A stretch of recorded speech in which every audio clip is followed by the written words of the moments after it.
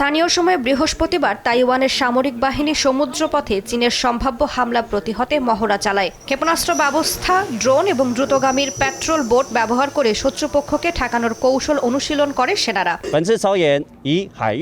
এই মহড়ায় নৌ ও উপকূলীয় বাহিনীকে সম্পূর্ণভাবে একীভূত করা হয়েছে।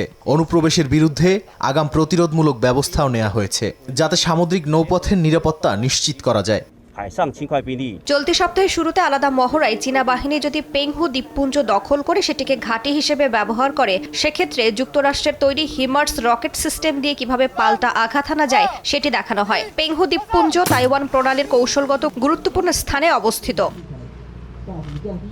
এর আগে গেল ডিসেম্বরে তাইওয়ান ঘিরে বড় ধরনের সামরিক মহড়া চালায় চীন। এতে বিপুল সংখ্যক যুদ্ধ বিমান, নৌযান এবং ক্ষেপণাস্ত্র ব্যবহার করা হয়। এরপরই হামলা প্রতিরোধে বাস্তব যুদ্ধ অনুকরণে প্রস্তুতি জোরদার করেছে তাইপে। বিশ্লেষকদের মতে চীনের জন্য তাইওয়ানে আক্রমণ করা কঠিন, কেননা প্রথমে প্রণালী পার হতে হবে, এরপর সমুদ্রে সীমিত সংখ্যক বাহিনী নামাতে হবে, যা চ্যালেঞ্জের।